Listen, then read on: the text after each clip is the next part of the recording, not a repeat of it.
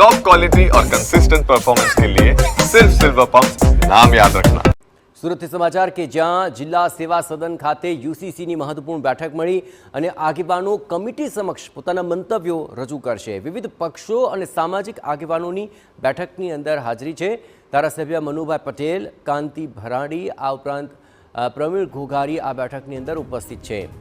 Mayor Dakshesh Mavani, Surat શહેર ભાજપ પ્રમુખ પણ બેઠકની અંદર હાજર છે।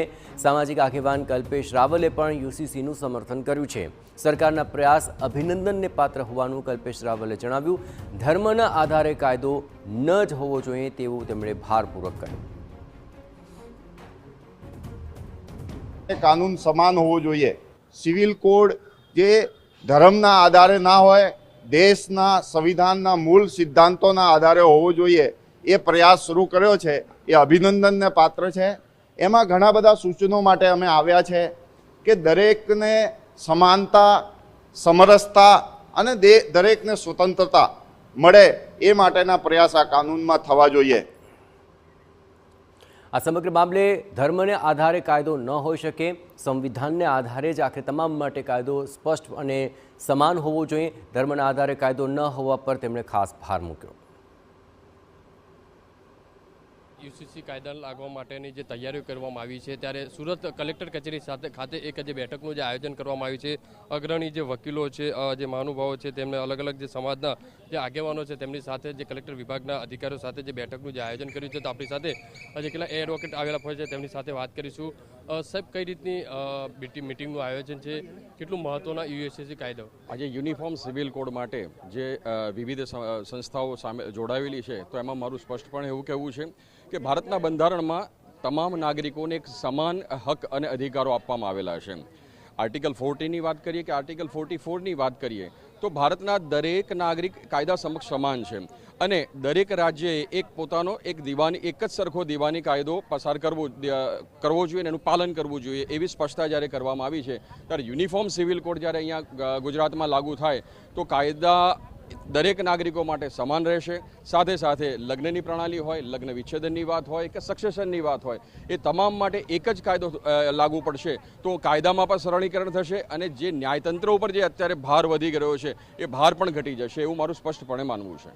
જે રીતે મોટી સંખ્યાની અંદર જે સમાજના જે આગેવાનો છે, અગ્રણીઓ છે, તે અહીંયા પહોંચ્યા છે અને મહત્વની વસ્તુ એ છે, સાહેબ શું કહેશો, આજે યુસીસી કોડ જે લાગુ થવાની જે વાત થઈ રહી છે, બેઠકનું આયોજન છે? એમાં એવું છે કે યુનિફોર્મ સિવિલ કોડ છે એ ખરેખર દરેક ભારતીય માટે ખૂબ જ જરૂરી છે। ક્યાંક આપણે બધી સ્વતંત્રતાની અને એક ભાતૃત્વ ભાવની જ્યારે વાત કરતા હોય ત્યારે કોઈક એક મજહબ માટે અમુક નિયમો જુદા હોય અને એક માટે અલગ હોય, આ ખરેખર યોગ્ય નથી।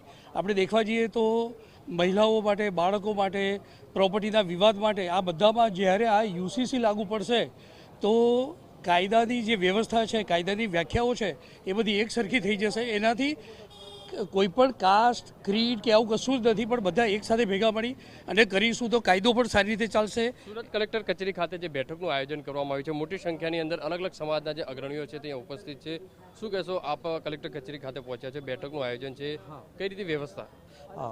હું ડૉક્ટર વિપુલ શાસ્ત્રી, અધ્યક્ષ આરોગ્ય ભારતી સુરત મહાનગર।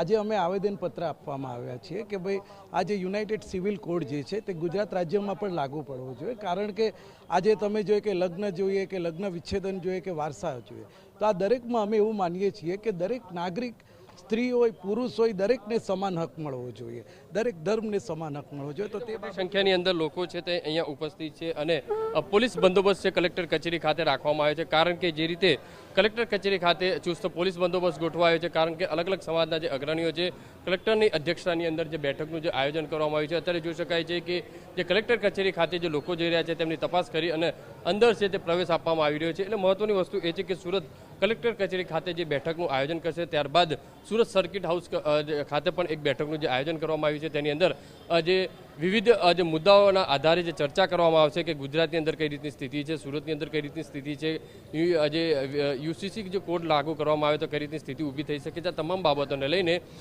તમામ સમાજના અગ્રણીઓ છે તેમના રિવ્યૂ પણ લેવાની જે કામગીરી છે તે કરવામાં આવશે। કેમેરામેન સંજય ચંડલ સાથે બલદુ સુથાર, TV9 સુરત।